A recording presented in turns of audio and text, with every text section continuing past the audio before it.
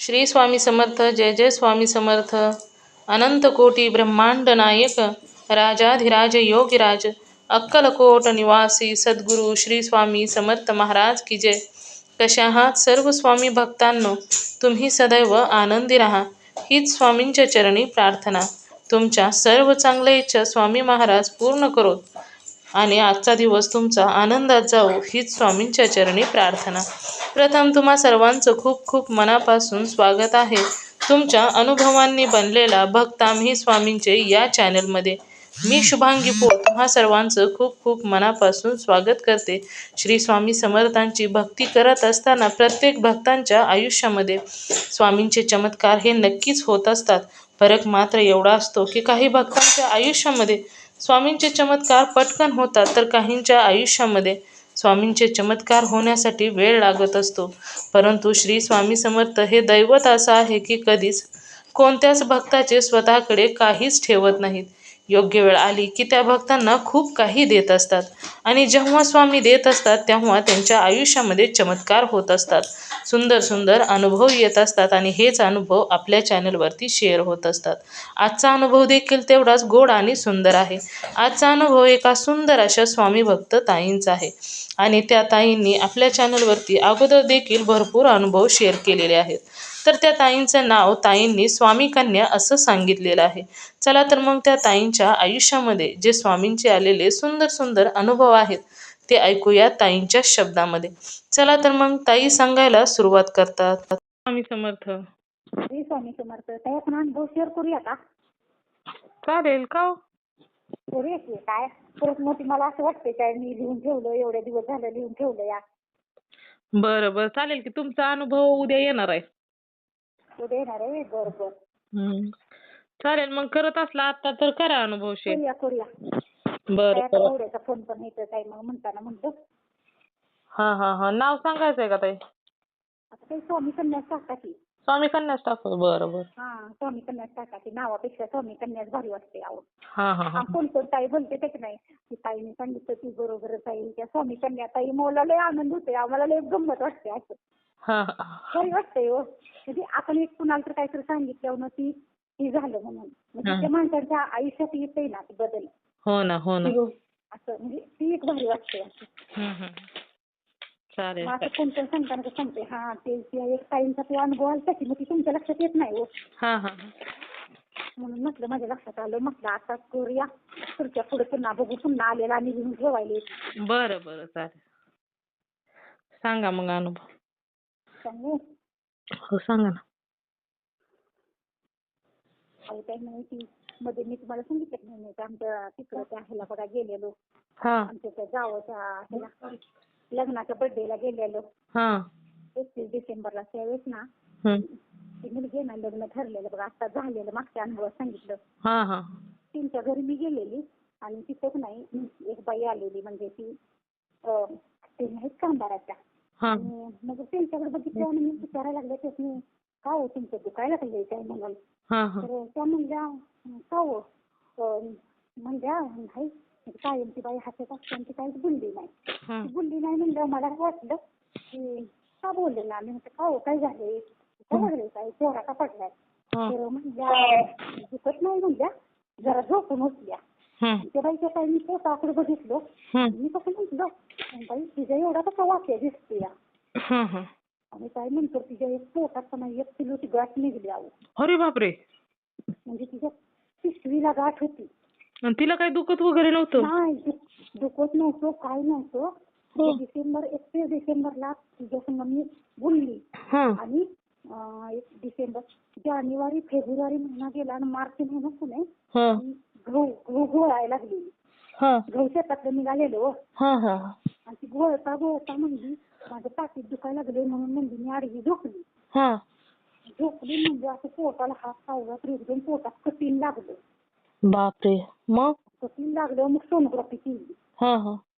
मग ती कळालं त्यांना निदान लागलं की तिच्या पिशवीला गाठ झाली आणि ती पूर्ण पिशवी पुन्हा ही झाली म्हणजे बुडलेली आत. म्हणजे पिशवीच्या आतमध्ये होती का बाहेर होती? बाहेर होती बाहेर. बापरे. आणि कसं काय त्रास काय झाला नाही त्या ताईला? काय त्रास झाला नाही.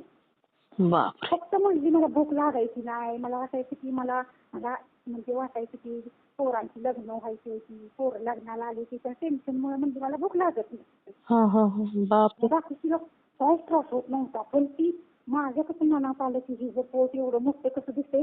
पण मी तिला काही बोलली नाही हो. हा हा मी नुसतं मनातच म्हणलं हा तुमचं पोट काय एवढा ह्यांचा कसा वाट्या दिसतो या. हा हा मग ती पुन्हा तिचं ऑपरेशन केलं. म्हणजे ती बाय तिथं कशी जास्त पडली. तिच्या पूर्वीने तिला 5 तोळ्याचं घंटन केलेलं. हा. आणि ती माझ्या मागे लागलेली की माझ्या घंटनची घडी तुम्हीच मोडा म्हणून. मार्गशीर्ष महिन्यात केलेलं व 5 तोळ्याचा गंठण केला होता. 5 तोळ्याचं घंटन तिला केलेलं पूर्वीनं तिच्या. हा हा. पूर्वीची त्याच्यात आहे हो शेतीचा एकटा कोणतरी झाल्या. बरं बरं. हा मग त्यामुळे ती म्हणत अशी तुम्हीच घाला. मग मी म्हणते नको काही घंटन कोणाचं घालायचं नसतंय. तर मला म्हणजे त्याला काय होतंय म्हणजे लक्ष्मीचा हा म्हणजे आता मंगळसूत्र म्हणजे लक्ष्मीच घातल्यासारखं आहे. हो हो हो. आणि तुम्ही घाला 31 डिसेंबर आहे आणि तुमच्या हस्ते उद्घाटन करूया म्हणजे घाला तुम्ही हा कार्यक्रमाला जावा. हा हा म्हणजे तिला वाटत होतं की माझ्या छोट्या गळ्यात आहे व 3.5 तोळ्याचं हा हा तिचं घालावं मी. हा हा आणि तिने कार्यक्रमाला घालून ती गेलेली. मग त्यावेळेस बघा मी करते की म्हणजे स्वामीने तिला दाखवलं माझ्या नजरेनं मी बघितलं. हा हा आणि ती 2 महिन्यानं तिला कळालं की तिच्या पोटात गाठ होती. हा हा. बापरे. मग झालं ऑपरेशन ती झाली आहे व्यवस्थित आहे आता. हा हा परत ती झालं परत रोहन आमच्या तिकडे करायला गेलं. तिथे काय म्हणत होता मम्मी ती पोर 3 जण आहे ते आणि मला त्याच रूम मध्ये राहायचं आहे श्रेयसच्या. हा मला काही ती 3 जण आहे ती मला तिथे रूम काय मला त्याच रूम मध्ये राहायचं आहे. तर मी म्हटलं मग दुसऱ्या शेजारच्या रूम मध्ये राहा. तोपर्यंत त्यातलं नाही की म्हणजे ती मुलगा काय केलं की सारखं बाहेर गेट उघडून जात होता वाटतं. ती म्हणजे ती घराची ती मालकीनं ती सावली वाटतं हो. काय पोरानं सारखं गेट उघडून जाता एकदा कुलूप घाला की गेटला. आता त्याची म्हणजे आहेच की हो. हो ना. त्या पोराला राग आला आणि ती पोरगं रूम सोडून गेलं. अरे मग गेलं ती पोरगं दुसऱ्या रूम मध्ये. त्याला तिथं जागा मिळाली राहायला. हा हा हा म्हणजे त्याला पाहिजे होती तिथेच त्याला जागा मिळाली. हा हा हा. कदाचित त्याने याच्यासाठी सोडला असावं. हा त्याला तिथं जायचं होतं म्हणून स्वामीने त्याला बुद्धी दिली आहे. आता तू इथनं जा त्याला तिथं थांबायचं आहे. म्हणजे त्याचं एकाचं पोराचं पप्पा शिक्षक आहे ती एकाचं काहीतरी म्हणजे कोणतर बँके वकील का काय हो. मग ती पोराची सुशिक्षित चांगली होती ती. असा अभ्यास ही करते ती असं दुसऱ्या पोरांसारखी नाही ती. परत ती झालं एक अनुभव. परत रोहनक नाही तिकडे करायला जाताना त्यावेळेस ती लाडक्या बहिणीचं फॉर्म भरायचं नव्हतं का. मग त्यावेळेस बायका स्वयंपाक करणारे असते त्या बघा मेस मध्ये. म्हणजे जेवायला जायचा. मग तो म्हटला की आमच्या तिथे कुणाचं जंत म्हणजे आपलं रिजेक्ट झालेलं फॉर्म आमच्या पप्पानी भरलं आणि त्यांचं लाडक्या बहिणीचं फॉर्म म्हणजे पैसे चालू झालं ती. आणि त्या बायका म्हणजे अरे विचारते तुझ्या पप्पानी कसं केलं ना आमचं पण कर. आणि त्या 3-4 बायकांचं हेनच फॉर्म भरला अहो मोबाईलवरनं. त्यांचं पण पैसे चालू केलं हेनं. म्हणजे ते एक अनुभव झाला. म्हणजे तो म्हणला मी करतो म्हणला काकी तुमचं करून देतो म्हणला माझ्या मोबाईलवरनं लगेच. का तर त्या जेवण ही बनवत्या त्या ही म्हणून व. बरोबर म्हणला त्यांना का पैसे म्हणजे त्यांना का बुडवून द्यायचं म्हणला सरकारला. त्यांचं ती झालं. परत आमच्या इथं नाही एक हे जायचं बघा रामोशाचा एक माणूस आहे काय मुसलमानाचा एक होता. आणि त्यांची रामोशाचा म्हणजे आता काम शनिवारचा पगार आपलं काम केल्यानंतर पगार आणायला जात होती व. आणि तो माणूस तिथं वस्तीवर पगार आणायला गेला आणि ती मागणे एक मुसलमान असा आला आणि तो काय म्हणला बस गाडीवर 10 रुपयाला होता. 10 रुपयाला होता आणि त्याला बस म्हणल्यावर तो बसलाच नाही. बसला नाही म्हटलं तो काय गेला तो पगार घेतला आणि तिथं ते पुढे बघून आला. आणि काय केलं गाडी पुढे गेली पुढे घेतली तिथं रस्त्याकडे तिथे दारूचं दुकान आहे. दारू पेला तो आणि ते लोक नाही मागणं त्याच्या अंगावर गाडी घातली त्या रामोशाच्या पोराच्या. आणि ती पोरगं तडफडायला लागलो डोक्याला त्याच्या लागलं व. त्यांची परिस्थिती पण एकदम गरीब आहे. मग त्याचा एक मुलगा एक मुलगी आहे. आमच्या माणसाने त्याला दवाखान्यात नेऊन 50,000 रुपये पुन्हा त्यांनी घातलं. काय व्यवस्थित नाही झाला अहो. आणि का म्हणजे कशासाठी त्याने पाठीमागून गाडी घातली फक्त बसला नाही. 10 पेलेला होता आणि तो ह्याला म्हणत होता बस गाडीवर चल आपण जाऊया. तो म्हणला तुझं आम्ही काय येत नाही मी पगारा नाही चालूया.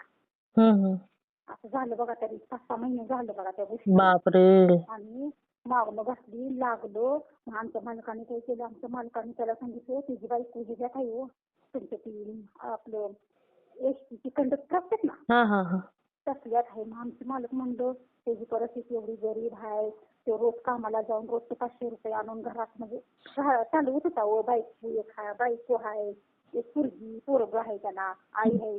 मग आमच्या मालकाने त्याच्या मुंड्यावर बसून आमच्या मालकाने सांगितलं 5 लाख रुपये द्यायचे त्याच्या घरात नेऊन, नाहीतर मग तुझ्यावर केस टाकायला सांगणार म्हणून. आणि दिलं की बाई 5 लाख रुपये दिलं का त्याला? दिलं की. होय. विना झालता आहे. मी म्हणतो मी पोलीस केस मध्ये म्हटलं की मी त्याला मदत करणार त्यांच्या घरातली अशी. आता तुझी एवढी परिस्थिती चांगली आहे, तुझ्या मस्तीने किंवा मेला, मग गाडी अंगावर घातलीस म्हणून तो जागेवर पडून मेला का नाही? हो बरोबर. आता त्याच्या घरातल्या बायका पोरांनी त्यांनी कुणाकडे जायचं आता? किमान आता पोरगी आहे हो, 14-15 वर्षाची पोरगी आहे, 17-18 वर्षाचं पोरग आहे. आणि कधी त्याची बायको याची कामाला गेली नाही कधी हो, त्यानं कधी जाऊनच दिली नाही. म्हणजे त्याची सवयच नाही कामाला ही जायची. त्याचं सगळं चालू होत होता हो. मग 5 लाख रुपये द्यायचं म्हणलं, नाही तर मी पोलीस केस करायला मी मदत करणार, त्याची माझं सगळीकडे चालतंय. मग दिलं बाई 5 लाख रुपये. बरं झालं. एक झालं होय. मग तुम्हाला म्हणलं नाही का ही पण समाजकार्य करते, ती काहीतरी म्हणजे असं त्याला फुल फुलाची पाकळी त्यांच्या घरात दिली, लावली. काही द्यायला तयार नव्हती. आता मग ती म्हणायची जास्त असत्या. हो ना.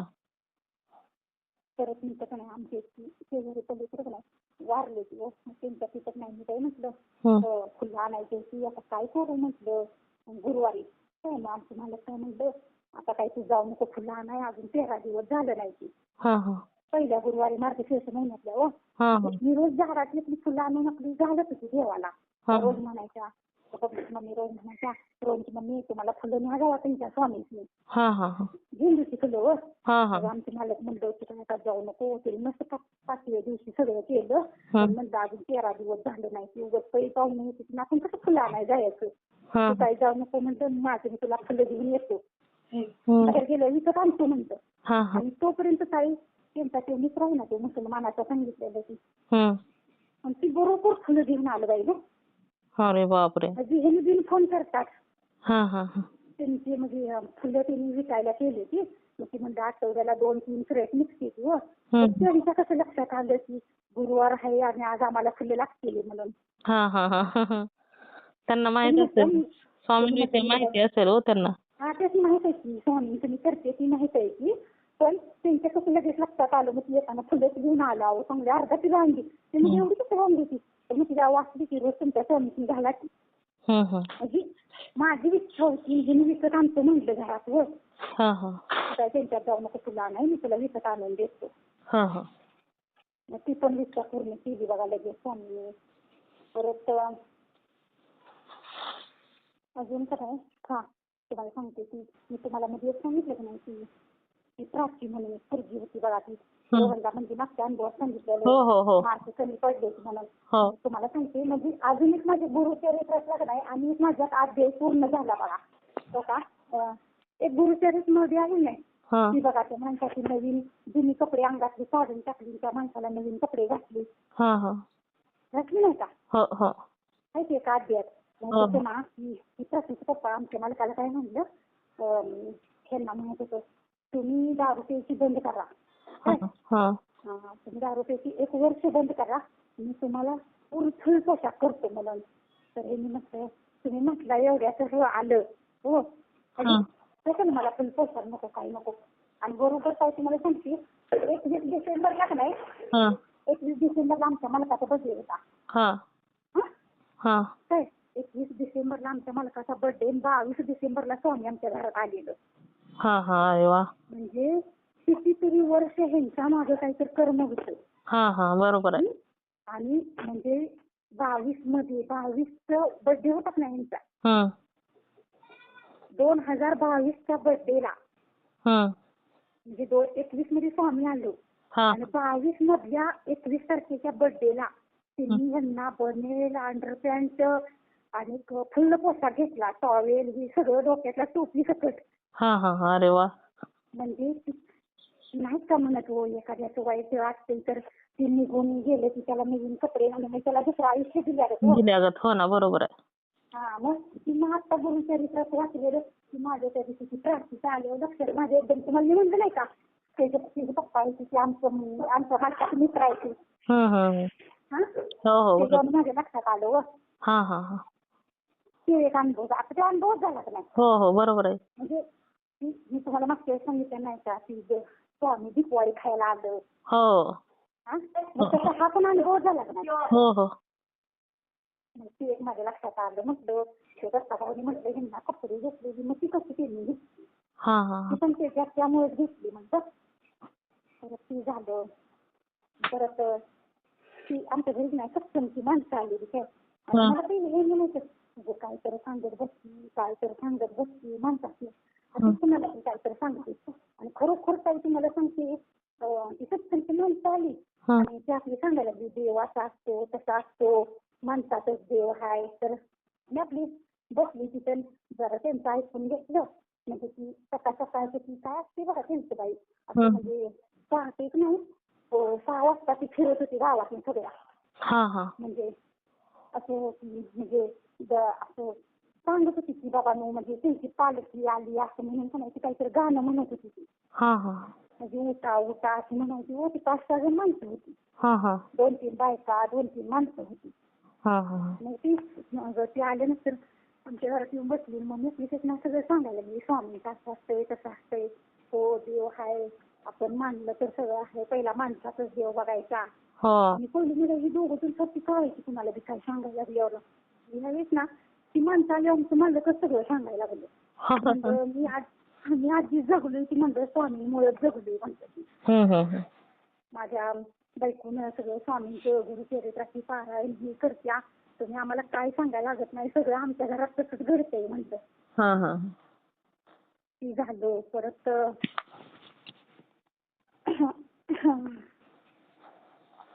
आणि मग ते मी तुम्हाला एक अनुभव सांगितलेला का नाही ह्यांनी म्हणत होतं बघा गणपतीच्या टायमाला तू इथं नको थांबायला त्याला मिरवणुकीला आणि त्या दिवशी बरोबर बघा काही 9वा दिवस होता गणपतीचं त्यांच्या विसर्जनचा 9वा दिवस होता आणि गुरुवार होता. मी सांगितलं सारखे म्हणते स्वामी त्याला इथं नको राहायला त्याला कराडला जाऊ दे नको त्या पोरांच्या सवायच्या पोरांच्या आणि ती डॉलबी नाचायचं काही नको म्हणते आणि बरोबर काय तुम्हाला सांगते मी कधी जायचंय शाळेला मॅडमचा फोन घेऊन ऐका का नाही बरोबर काय संध्याकाळी मॅडमचा मंगळवारीच फोन आला आणि म्हटलं मॅडम उद्या ये लवकर तुझा उद्या फॉर्म भरायचा आहे उद्याची शेवटची तारीख आहे आणि मंगळवारी संध्याकाळी फोन आला 7 वाजता काही ते बुधवारी सकाळीच गेला कारण मंगळवारी आमचं गणपती घराचं विसर्जन केलं आणि माझी इच्छा होती की त्याला नको इथं थांबायला म्हणून आणि बरोबर गुरुवारी विसर्जन करायचं ते इथला गणपती महाप्रसाद होता आणि ते बरोबर बुधवारीच गेला. स्वामींनी ती माझी इच्छा पूर्ण केली मला पण नको म्हणजे यांना कसं वाटतंय की उगाच पोरांच्या अजून माझं लहान वय आहे एवढा काय मोठा आहे का हो की बरोबर आहे. ते पोरांच्यात गेले एकदा ती नाचायचं दिसायचं पुन्हा आमच्यातनं काहीतरी राजकारण निघतंय मग तुम्ही होतंय बिनकामाचं त्या बसणं लांब लांब राहिलेलंच बरं वाटतंय आपलं. ती एक झालं परत ना काही आता काय झालं माझ्या बहिणीच्या तिथं म्हणजे काय झालं दत्त जयंती दिवशी ना मी तो देवपूजा करायला लागलेली आणि ती कडक लक्ष्मी येत नाही का त्याचा आवाज यायला लागला मला तर मी आपली बाहेर बघते वाचून तर मी म्हणते बाई कडक लक्ष्मी सारखा इथं कसा आवाज यायला लागला या आणि कडक लक्ष्मी पण नाही परत मी माझी पूजा रिजा करायच्या नादात आणि किती जरा रानात पण आमच्या माणसं बिनसं होती औषध मारायला स्वयंपाकाच्या 3-4 माणसांचं करायचं होतं मला दत्त जयंती दिवशी म्हटलं मी काही लय लक्ष दिलं नाही मी विसरून गेली आणि नंतर दुसऱ्या दिवशी माझ्या बहिणीचा मला फोन आला मला म्हणजे तुला एक मी सांगते मी म्हणलं काय गं तर मला म्हणजे तू माझ्या स्वप्नात येऊन मला तू पैसे द्यायला लागल्या चिल्लर तर मी म्हणते मी पैसे द्यायला लागल्या तर मला म्हणजे होय अगं आणि तायडीला फोन करून सांगितलं मला की असं असं सविता पैसे द्यायला लागले आणि तायडी काय असते तर तायडी म्हणजे मोबाईल चिल्लर दिलेली चांगली नसत्या तर मला म्हणजे मला बाई कसं तर वाटायला लागलं आणि बघ गेल्या वर्षी ती माणसं आली त्यांनी मला विचारलं गुरुवार आहे का गुरुवारची आलेली म्हणली पण मला कळालं नाही मी गुरुचरित्राचं पारायण करते आणि ती विचारते की गुरुवार आहे का आणि मग मी तर 7वी असल्यापासून गुरुवारचीच आहे हो. कान दुखत होतं तेव्हापासून तिने धरलाय गुरुवार. आणि म्हणते मी एवढ्या वर्ष झालं गुरुवार करते. मी म्हणते नाही हो माझा गुरुवार. सासर म्हणजे आमच्या घरात कोण नव्हतं, शेजार पाजारी बी कोण नव्हतं अगं म्हणजे. आणि मला लय वाटायला लागलं ते माणूस एकटाच होता म्हणजे त्याची बायको नव्हती. आणि नाही बाई म्हणलं नाही म्हणलं गुरुवार. म्हणजे आपलं त्याने जेवण दिलं आणि म्हणजे मी त्याने घालवलं. आणि ह्या वेळेस पण म्हणजे दत्त जयंतीला गुरुवार होता. आणि गेल्या वर्षी गुरुवार आली, ह्या पण वर्षी म्हणजे ती गुरुवारचीच आली आमच्या घरला. लक्ष्मी म्हणजे ती लक्ष्मीचं घेऊन त्यांची बायको दोघ जण आलेली म्हणजे. आणि मग म्हणजे मी आपलं त्यांना शेंगा दिल्या आणि चहा करून दिला. आणि स्वयंपाक अजून करायचा म्हणजे माझी पूजा ही मांडत बसली म्हणजे. आणि गुरुचरित्राचं माझं पारायण चालू आहे म्हणजे. आणि मग म्हणली आणि मग म्हणली की बाई म्हणजे असू द्या त्याला काय होते जर वेळेस तुम्ही आल्या आम्हाला जेवण बी वाढतासाठी म्हणली. म्हणजे परत बसली परत म्हणजे हे केलं मग त्यांना गेली परत ती बाई लई म्हणजे खुश होती. ती गेली म्हणजे आणि ती गेल्यावर मला असं भारी वाटलं म्हणजे एकदम घरात. मग तर मी म्हणते तिला अगं गुरुचरित्राचं पारायण असल्यामुळं घरात छानच वाटतं. हो प्रसन्न वाटतं. तरी पण म्हणजे मला ह्यावेळेस पॉझिटिव्हिटी वाटत होती म्हणजे. परत ती झालं ना दुसऱ्या दिवशी सकाळी मला म्हणजे बाई शुक्रवारी म्हणजे सकाळी ती स्वप्नात मला पैसे दिलं. तर मी म्हणजे अगं चांगले असते पैसे दिले अगं असं म्हणली हो. आणि काय तुम्हाला सांगते मला ती कडक लक्ष्मीचा मला हिता आवाज येत होता. बापरे. आणि मी म्हणते आमच्या इथं दसऱ्याला कडक लक्ष्मीची येते ती आलीच नव्हती ह्या वर्षी. आणि मी म्हणते त्या कडक लक्ष्मीचं आल्यावर आमच्या इथे तिथं कायमच म्हणजे आमच्या इथे थोडंच राहते ती तरी 2 दिवस. म्हणून म्हणते त्या मावशी आल्या त्या काय कुणास पण आमच्या दारात कसं काय ती गाडा घेऊन आल्या नाही त्या. असं मी पण विचार करायला गेली होती त्या दिवशी. परत माझ्या कामाच्या नादात मी तुम्हाला अनुभव शेअर करण्याच्या नादात विसरूनच गेली हो. मला ती आवाज आलेला म्हणून. म्हणजे मला हिचा आवाज आला तर ती तिथे गेलेली. हो ना. किती लांब आवाज ऐकू आला तुम्हाला? बघा की आवाज येत होता वरती कूर कूर कूर वाजवत नाहीत का तसा आवाज यायला लागलेला. एक झालं मग तिला मी म्हटलं अगं चांगलं असते पैसे दिलेलं तिचं कुठलं तर काम असेल तुमचं नियोजन केलेलं ती होणार आहे म्हणतो. परत ती एक झालं पण मग काय तुम्हाला सांगते आमची ननंदबाई मला एकदा स्वप्नात येऊन काय म्हणली की तू काय जरी केलं तर तो बदलणार नाही आमचं मालक हो. तर मी म्हणलं कसं बदलणार नाही म्हणलं. मी म्हटलं काय तिथं वाईट म्हणजे काय असेल तर म्हणलं तिथं स्वामी माझं म्हणलं माणसाला पूर्ण मेलेला माणूस जिवंत करायची स्वामींच्या ताकद आहे म्हणतं. मी स्वप्नात म्हटल्या मेलेला माणूस जिवंत करायची स्वामींच्या शक्ती आहे. आणि स्वामी तर जिवंत माणसाला चांगली बुद्धी का देणार नाही. हो ना बरोबर आहे. एवढं आता जी निगेटिव्ह शक्ती होती त्यातनं स्वामींनी म्हटलं बाहेर काढलं. एवढं चांगलं केलं मी स्वामी माझं करणार नाहीत का हो ना करणार की का असं करतील ते तर. मला म्हणजे तो बदलणारच नाही तर किती पण देवाचं कर ही. आणि अक्षरशः काही तिच्याच लाईफ मध्ये तसं व्हायला लागल्या. बापरे. तसं दुसऱ्याला वाईट चिंतल्यामुळे. प्रत्यक्षात म्हणली नाही ती स्वप्नात म्हणली मला त्याचा स्वभाव बदलणार नाही आणि तू किती पण देवाचं कर तुझ्यात काही फरक पडणार नाही. मग मी म्हटलं माझे स्वामी काय पण करू शकते म्हणजे मी स्वप्नात सुद्धा म्हणत्या शक्य काय असेल ते माझे स्वामी शक्य करते ते. आणि आता अक्षरशः तेव्हापासून तिचा नवराच कसा करायला लागलाय असं चिपकूपणा करायला लागलाय. आणि उगाचच म्हणजे असं कशात तर निमित्त करतोय सारखा म्हणते तुला काही कळतच नाही म्हणजे असं एकदम शांत होता माणूस. पण उलट नाही आता ती जेवढा मला त्रास होत होता का नाही कामाचा तेवढा तिला त्रास होतो. बापरे. म्हणजे ती व्हायचं चिंतच करत होती ती व्हायचं की असं कुठं असतं का असं कुठं माणूस बदलतं का असं विचार करायची ते. हो ना बरोबर आहे. पण आपल्याला लगेच कळतं ना सांगा बरं. हो लगेच लक्षात येतं होते. लगेच लक्षात येतं. पण आपण काय म्हणू नाही तर नाही म्हणू पण आपलं ब्रह्मांड नायक स्वामी तर आपलं तिला बघते किती तिच्या विचार काय तिच्या मनात चालले होते. हो ना ते लगेच दाखवून पण देत असतात ताई. दाखवून नव्हती म्हणजे आमचं मालका एवढ्या वर्ष झालं म्हणजे 28 वर्ष झाले म्हणजे आम्ही दत्त महाराजांनी जातोय म्हणजे बिन चपलाचं. पण म्हणजे आमचं मालक अजून आमच्या मालकातच बदल झाला नाही म्हणजे अजून कुठं पण काय गेलं तर म्हणजे लगेच मला मला पाहिजे. आणि आपलं म्हणजे कुठं पण गेलो तर का नाही, आता एका नंदेच्यात गेलो, त्यांच्यात काहीतरी कार्यक्रम आहे, साखरपुडा आहे काय. मग आता त्यांच्यात पेढं बिडं आणलेलो, कॅरी बॅग जास्त आणलेलं नसतात का, तर त्या कॅरी बॅगात घेतल्या बघा. पुन्हा त्या पेढ्याचा एक बॉक्स लय बॉक्स आहे मग त्याचा एक बॉक्सच घेतला. आणि म्हटलं आता बघ की तुला एवढं ह्यातलं हे बॉक्स आम्हाला घेऊन जातो. म्हणजे एक मन स्थिर नसले तो माणसाचं. आता नसलं माणसाकडं आणि आपल्याला एखादं जर द्यायला लागलं तर आपण नको नको म्हणतो का नाही. हो हो. आणि तसं त्यांच्या घरात साखरपुडा आहे, 3 नंबरच्या नंदेचा. 2 नंबरच्या नंदेच्या मालकानेच बघा तिथला एक बॉक्स घेतला पेढ्याचा. आणि त्या पिशव्या कॅरी बॅगा जरा जास्त होत्या शिल्लक, आणि त्यातलं चांगलं 20-25 कॅरी बॅगा घेतल्या. अरे आणि त्यात ते बॉक्स घातला आणि म्हणलं ती ही नेतो मला. मग आता तिनं काय हातात हिसकावून घ्यायचं नाहीच. म्हणजे अहो, मग तुम्हाला एवढं देवानं देऊन तर काय उपयोग सांगा बरं. बरोबर आहे. हं? देव आपली किती पहिल्यांदा परीक्षा किती घेत असतो सांगा बरं. मग काय. मनात काय हाय उलट एकाच द्यायला लागलं तर काय म्हणते, असं जे इथे 4 माणसं येते ती साखरपुडा झालाय म्हणजे सगळ्यांनी पेढे बिडे द्यायला लागतेच का नाही हो. कोण पण आजूबाजूचं येत नाही का हो. हो की बरोबर आहे. आता 2-4 दिवस माणूस येत नाही, साखरपुडा झाला ही मुलगीचा म्हणलं आपण पेढे देतो का नाही. हा नसलं तर उलट आपण आपल्या जवळच म्हणतोय बाबा इथं कमी पडल आणि आपण आणून देऊया, तिथलंच घेऊन जायचं घरला आपल्या. मग काय बरोबर आहे. असं आता त्यांचा स्वभाव आहे अहो. आणि कुठं पण जिथनं जर जाणार आहे आणि म्हटलं तर तिथं आम्ही जाणार आहे म्हणून आम्ही सांगतच नाही सोडा. आम्ही जातो, गेलो तर आम्ही तिथनं पोहे करून खाऊन यायचं. आणि त्यांनी इकडे येणार असली तर सकाळी आम्हाला 8 वाजताच फोन करून सांगते ती आम्ही 11 वाजेपर्यंत येणार आहे म्हणून. येणार आहे जेवण करून ठेवून ही म्हणून.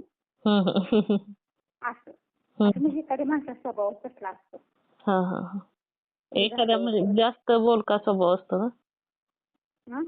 एखाद्याचा जास्त बोलका स्वभाव असतो, एखाद्याचा कमी. बोलका नाही सांगत मी. आमच्या नंदरचं 3 नंबरचं पोरगं काय म्हणतंय, आपण त्यांच्या जायचं म्हणलं तर आपल्याला पोहे करून घालवते. आणि आपल्यात यायचं म्हणलं की तिने फोन करून सांगते की अगोदरच माणसानं तयारीत राहायला स्वयंपाक करून. म्हणजे आपल्याला ती तुटलेली असते ती, म्हणजे आपल्याला कमी लागते की आम्ही एकदम असं चांगलं ह्याच्यात असल्यावर तो. असं म्हणायचंय त्याला. असं म्हणायचं होतं त्याला. तो म्हणला त्यांनी येणार असतील तर फोन करून सांगते की 4 माणसं येणार आहे, 5 माणसं येणार आहे आणि 12 वाजेपर्यंत येणार आहे. मग माणूस स्वयंपाक करून ठेवते. हो ना बरोबर आहे. मग तो म्हणतो आपण जर कवा गेलो तिकडच्या भागात आणि आपण म्हटलं आम्ही यायला लागलो तर तिथे गेलं की आपल्याला चहा करते ती घालवते ती. आणि मग विचारते ती पोहे करू का म्हणून. मग आपण बरं बाबा आपण त्या माणसाच्या जाऊन जेवून येतो का नाही. तर गेलं तर मग तो बिल विचारताच पोहे करायचो. असं त्याचं म्हणणं. आपण दुसऱ्याला ऐकून सांगतो नाही माझी ही पाहुणी येणार आहे, ती पाहुणी येणार आहे. चहा नाश्ता करा, स्वयंपाक करा म्हणून. म्हणजे आपली दंडीचारी आपल्या जवळ. हो बरोबर आहे. मग दुसऱ्याला काही दुसरी गडी असते ती करणार आहे सगळ्यांना प्रत्येकाच करायला. म्हणजे दुसऱ्याला कमी लेखायचं असं मला म्हणायचं आहे. हो ना, पण ते तसं नाही पाहिजे ताई. आपण आता माणूस येणार म्हणजे आपण करतच असतो. हो ना. बाबा आम्ही येणार आहे म्हणून सांगितलं तर माणूस स्वयंपाक करून ठेवतो का नाही. सांगणार आम्हाला ही करा स्वयंपाक आणि ती करा स्वयंपाक मग सांगा. आता मला एक करू दे थोडा तिचं माहेर आहे म्हणून. तर ती बहिणी बशी तिच्या तिचं कसं जरा कोंबड्यांचं शेड बीड आहे हो, त्यांचा ऊस ही आहे. मग तिला शेतात जायला लागतं. मग तिला तेवढा वेळ नसतो करून ठेवायला. हो ना. म्हणजे करून ठेवून वाट बघायला तिला एवढा वेळ नसतो. तिथं पण तसं आणि तिचंच नव्हतं, ती स्वतः नव्हतं तिच्या सुनची आई वडील तिकडं कुठं गेली की फोन करून सांगते ती येणार आहे की बघ त्यांचा स्वयंपाक करून ठेव म्हणून. अगोदरच सांगतात. आमच्या नंतर सारखी ओरडत्या म्हणजे बघ तिला काय कळत नाही आणि ती घरात असत्या म्हणून तिला काय वाटत नाही. आम्ही शेतात येऊन करायचं म्हणजे माणूस येऊन आल्यावर केलं कसं ते माणसाला वाटतं की नाही बाई म्हणजे आता आम्ही आल्यावर करायला लागलो म्हणून. त्या व्यक्तीला किती त्रास होतो करणार आहे. हीच माणसानं जाणायचं. परत एक दिवशी काय झालं मला काय म्हणलं तुझा बाहेर ये ग. तर मला म्हणते की अगदी की तुझं पाहुणं आले ती पाहुणं आले की तुझं वाट असतं आणि बघते आणि तर पायावर वाननेर आलाय. अरे बापरे. वाननेर आलाय मला म्हणते तिकडे ती पाहुणं आली. मी म्हणते बाई उजड आहे 9 वाजता कुठलं पाहुणं आहे एवढ्या लोकांनी. मी म्हणते तसं बायका जो पाहुणा आला तर त्याला काही घर दिसत नाही का आठ येते की म्हणते ती. हा हा आणि ती माझी फोटोच बघा वन्नीर आलाय. हा हा हा. अरे बाप. फोटो पाठवले तर वन्नीर आलाय का नाही. हो हो. आणि ती वन्नीराव दारात बसून आमच्या कवट्याच्या शेंगा घेवड्याच्या शेंगा खात बसलेला. हा हा हा. आणि ती तिथल्या आमच्या इथे बाई म्हणत्या काय बाई बंडू भाऊला तर काही कळत नाही सविता काय आता इथं हाका मारून बोलवायला लागली ती पाहुणा आली ती बाहेर पाहुणा आली ती म्हणून बापरे. वन्नीर हा हा ती झालं. परत आणि आता आमच्या घरात ना चिमण्यासारखी यायच्या पहिल्या अनुभवात सांगितलेलं बघा चिमण्याने कोटे केलं नव्हतं का. हा हा तर मी म्हणते चिमण्यानो तुम्ही एवढ्या कष्टानं सगळं ते आणतायचं काय हं. आणि खाली पडतंय तुम्ही बाहेर जाऊन बसा की. मग मी त्याने बाहेर का नाही बॉक्स बांधलेला कारण पोर्च मध्ये. हा हा परत ते चिमण्या तिथंच बसल्या पुन्हा ती चिमण्या तिथे पिल्ली झाली त्याची. हा हा आणि रोज मला सारखं म्हणतात मम्मी आता ही बॉक्स हलवू नको बघ त्यात पिल्ली आहे ती आवाज येते. हा हा मग मी आपलं ती चिमणी त्यात बसल्यावर रात्रीच्या वेळात मी त्या झाडाला नेऊन बांधलं व हा हा म्हणजे तिकडं काय व्हायचं या खिडकीतून यायच्या त्या खिडकीतून यायच्या. हा आणि मी मला कसं म्हणायचो घरात माणसं राहायचं का चिमण वाडा करून ठेवलाय म्हणून. अरे बापरे. त्या खिडकीत यायची मागच्या दाराने यायची पुढच्या दारातून जायची. मला तुमच्या खिडकी असतात ना उड्या त्यातनं पण यायच्या हो पोट करायसाठी. आणि परत आता ते चिमण्याचं बसून म्हणजे चिमण्यानं जावं बाई तिकडं खायला तांदूळ ती टाकत्या ती खावा तर मग बाई घरात आणू नका चाललंय घरात कचरा होते. आणि तेव्हापासून त्या चिमण्या याच्या बंद झाल्या. आपोआपच तुम्ही तेवढं म्हणाला की लगेच. हा तेव्हापासून घरात यायच्या बंद झाल्या. बाहेर पोर्च मध्ये असते त्या पोर्च मध्ये झाडापाशी असते त्या पण घरात आल्या नाही. मी कसं म्हटली की चिमण्यांचा लई दिवस झाला आवाज कसा येईना ग चिमण्या कशा यायच्या बंद झाले त्या. तर मी म्हणते आले की तुम्ही दंगा करताय सारखं त्या चिमण्यासनी तू खायला कुठे टाकतेस म्हणून सगळ्या घरात फिरते त्या. आणि घरात कुठे पण बसायच्या व कोपऱ्यात रात्रीचा. आणि मी सकाळच होती माणसाला कसं आपण दार उघडून बाहेर घालू होतो ती चिव चिव चिव करायला लागली तर सकाळच्या त्याशी सोडायच्या बाहेर खिडकी उघडून. रोज रोज बसत होत्या. आणि परत मी म्हणते मला तसं म्हणल्यावर तोर दुसऱ्या दिवशी बसून आणि चिमण्या यायला लागल्या. एक झालं. आणि तर तुम्हाला सांगते काल ना मी काय म्हटलं की माझा भाऊ पण नाही मी काल सकाळी 10 वाजता लोणचं करत होती लिंबूचं. आणि मी काय म्हटलं काही बाई करायचं आमची ती भावाची म्हणजे भावाची सून म्हणजे आमच्या आणि तिची बायको कल्लेली प्रेग्नेंट आहे व. आणि मी कशी म्हटलं काही बाई करायचं रोहन तर कवा यायचा आणि आता मला कळालंय तिला आता 4था महिना लागलाय तर आंब्याचं लोणचं आणि आता लिंबूचं लोणचं करायला लागल्या. रोहन आला लवकर तर लिंबूचं लोणचं तर घेऊन जाईल बरं का. मी काल सकाळी 10 वाजता म्हणत्या तोपर्यंत 11 वाजता माझ्या भावाचा फोन आला भाच्याचा की भाऊ तिकडे यायला लागली ती. मी म्हणते भाऊनी 10-12 दिवसानं जावा त्याच्या वाटलास ना ते भाऊ म्हणते आणि 10-12 दिवसानं जावा तर नाही मी आजच जाणार आहे म्हणून आज ते भाऊ यायला लागले तिकडं. म्हणून मी म्हणायला लागले स्वामी माझ्या मनात आलं होतं की तिला लोणचं देवावं म्हणून. तर तो आता ते लोणचं नेण्यासाठी झाल्यागत झाला का नाही. हो ना बरोबर आहे. त्याच्यासाठी स्वामींनी लावल्यागत झालं नाही.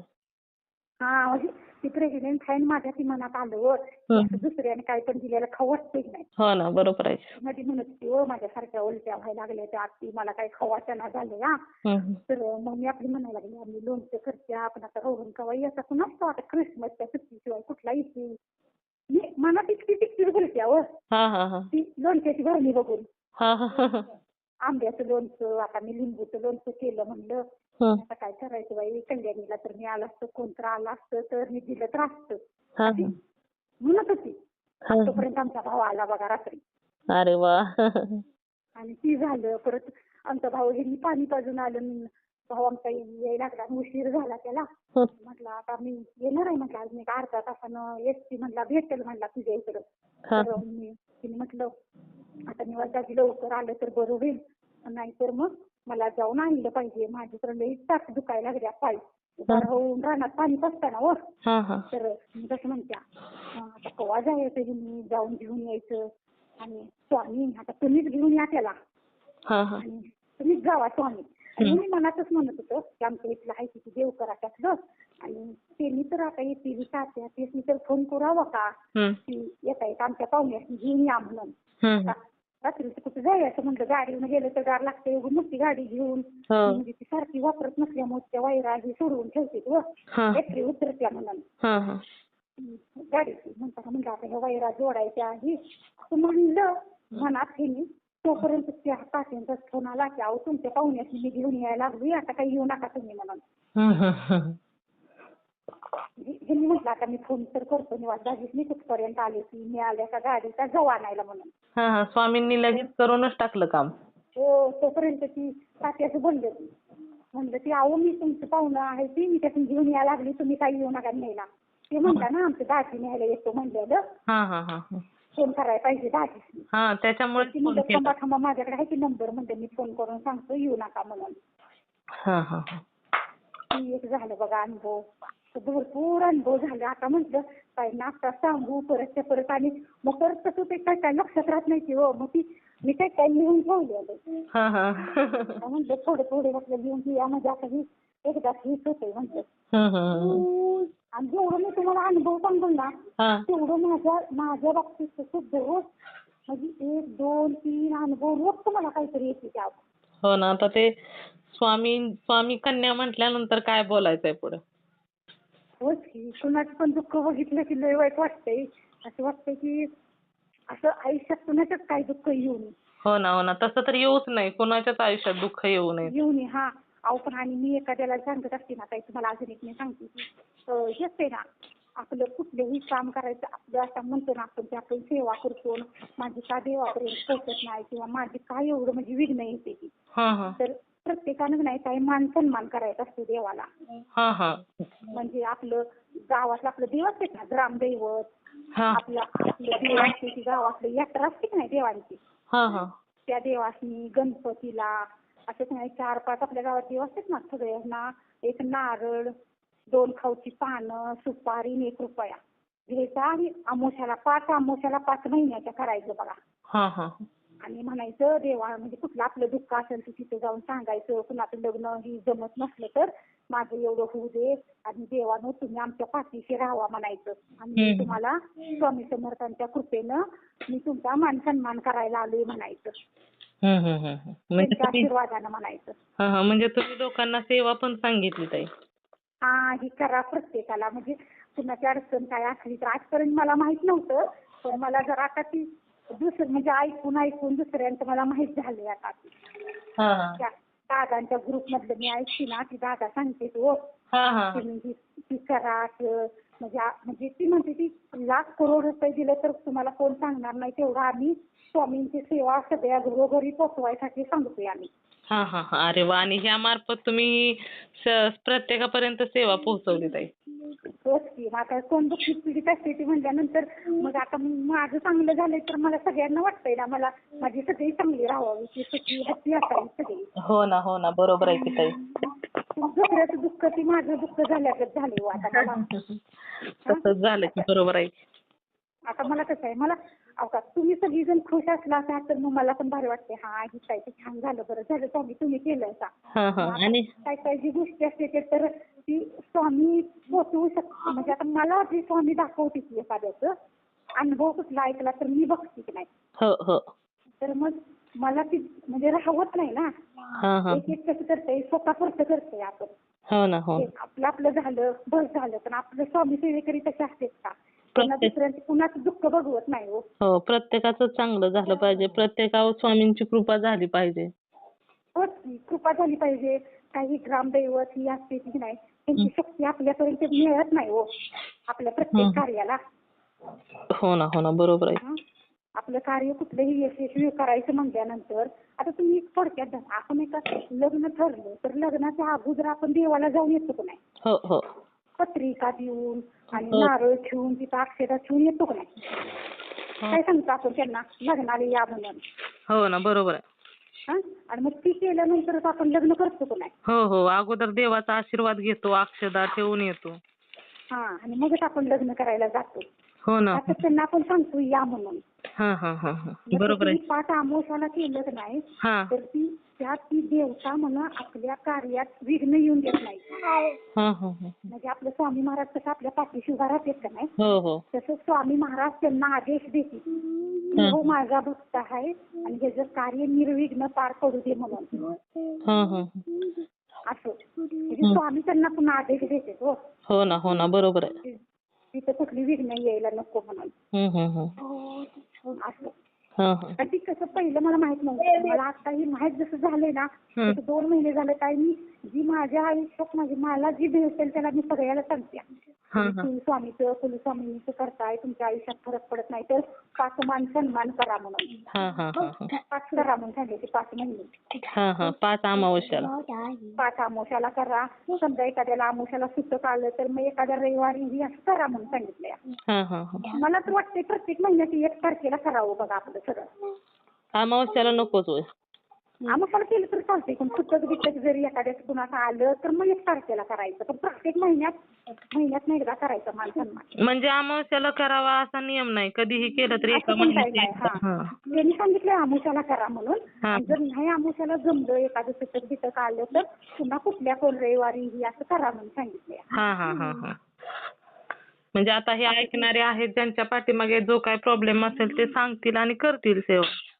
होच की आता म्हणजे कुणाला कशी रुद्राची सेवा ही करायला ज्याला वेळ नाही ना भेटत. म्हणजे आता तेवढं माणसाकडं वेळ उपलब्ध नाही म्हणा प्रत्येकाचं प्रारब्ध एवढं म्हणजे ही चांगलं नसतंय ना पहिल्या जन्मातलं. हो ना बरोबर. आता मग आपण करतो पण पहिल्या जन्मात आपण काय केले आपल्याला माहित आहे का? नाही ना बरोबर आहे. आता आपण किती जरी चांगलं राहिलो काय राहिलं तर पहिल्या जन्मात आपण कुणाचं तर घेतलं असेल कुणाचं तर लुबडलं असेल. हो ना काहीतरी झालेलं असतं तर उगाच असाच कोणाचा जन्म होत नाही काही कारणास्तवच होत असतं. पशु पक्ष्यांसारखं आपलं जीवन नाही ना. पशु पक्षी कसं आत्तापुरतं ती बघते तसं आपण जगून पशु पक्ष्यांनी जगवायला सांगितलंय माणसाला. हो ना त्यांनी काही स्वतः कष्ट करू शकते ती का आपल्या जीवावर तर ती आहे त्याला. हो ना आपल्या आपण जसं करू शकतो तसं त्यांचं काय आहे. सांगते की पशु पक्षी तुल्य आपलं काही जीवन नाही. आपण जगून दुसऱ्याला जगवू शकलो पाहिजे नाही. हो ना तर मानवाचा देह म्हणजे सार्थकी लागला म्हणते ती. हो बरोबर. आता आपली परिस्थिती चांगली असली तर आपण एखाद्या आपल्या घरात कोण आलं तर आपण त्याला जेवायला खायला घालू शकतो. हो आपली जर परिस्थिती देताची असली तर आपण त्या माणसाला देऊ शकतो जाऊ. नाहीच की. मी तुम्हाला सांगते मी की स्वामींची सिरियल बघायची ना म्हणजे मी कुठलीही सिरियल बघू दे परत स्वामींचा कुठलाही अनुभव ऐकू दे काय ठीक नाही अशी काय ती म्हणजे माझं पूर्ण लक्ष त्याच्यात असते. काय त्यात नाही ती सांगितलं तर मी सिरियल बघितली का नाही माहित नाही. एक नाटक सुरू नाही त्यातला तर ती एका घरात जाते जेवायला आणि तिच्या घरात एकच भाकरी असते स्वामींच्या सिरियल मध्ये दाखवलंय बघा. तर ती काय म्हणते ती बाई म्हणत्या बसा तुम्ही जेवा तर ती म्हणते की नको आपण सगळीजण चक्कर खाऊया भाकरी. तर ती म्हणत्या नाही तुम्हीच जेवा म्हणते की मला भूक नाही. ती म्हणते तुम्ही जेवा पहिल्यांदा आम्ही नाही जेवले तर चालते आम्ही उद्या जेवतो. त्यांची परिस्थितीच गरीब असते. ती म्हणते की ती काय म्हणते बाई त्यांना की आमची चित्र घरात नसतील तुम्हाला आम्ही नाही दिलं तर. मग त्याच्यावर मला असं कळालं की तिसरं देव असते की प्रत्येकाच्या घरातच असते. म्हणजे सिरियल मधनं मला कळालं. आणि घरातच असतात मग त्याच्यासाठी काय मग कोण पण आलं सांगत नाही का आपल्याला पंचमहायज्ञ करायला आलेलं बरोबर जेवण द्यायचं ती बाई म्हणली तुम्हाला आम्ही नाही जेवण दिलं आमची चित्र खेळा नाच केली म्हणते. म्हणजे दिलंच पाहिजे म्हणजे कोण विलमुख गेला नाही पाहिजे आपल्या घरात. बरोबर आहे म्हणजे एखादं फळ द्या केळी द्या काही पण द्या. आणि लईच एखादं कोण काही खाईना तर साखरेची किंमत तर द्या. हो बरोबर आहे. पाण्याचा तांब्या तर द्या त्यांना. न काही देता लावूच नका कोणाला. असं त्या सिरियल मधनं मला कळालं.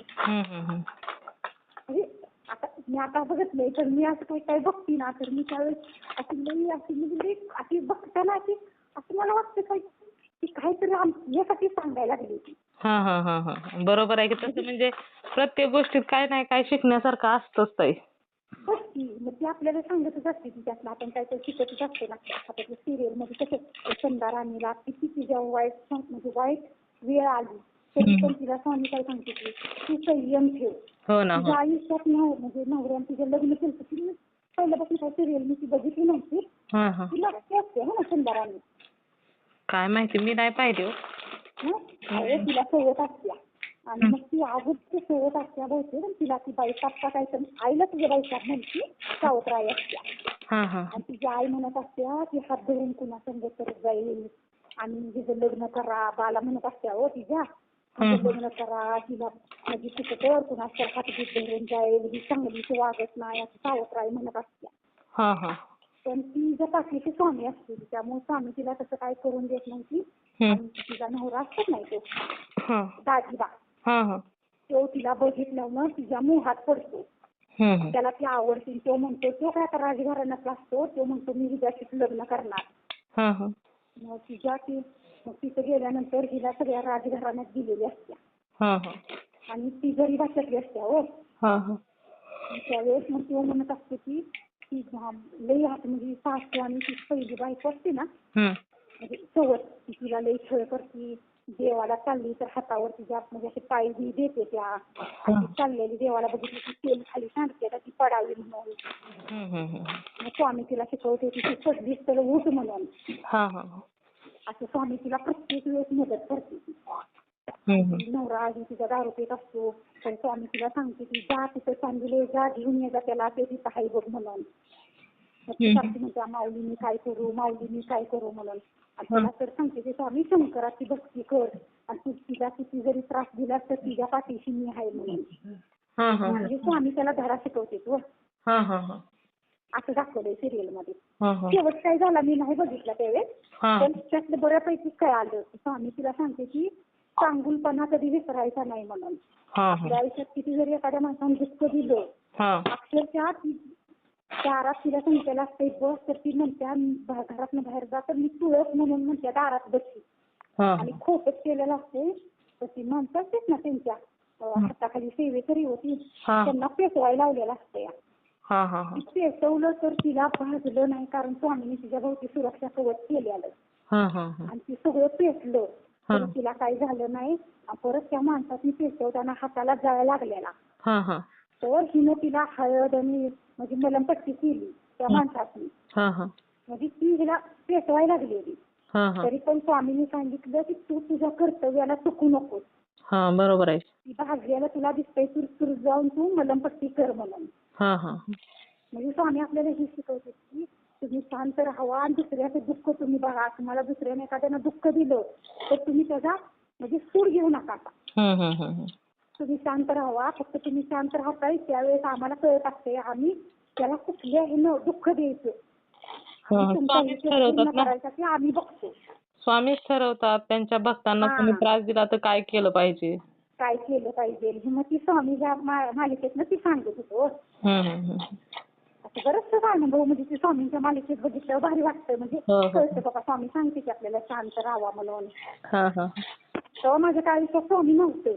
मला ती सिरियल बघू वाटायची व सिरियल मध्ये काहीतरी वेगळंच आहे असं वाटायचं. तिथे उठूच नाही वाटायचं.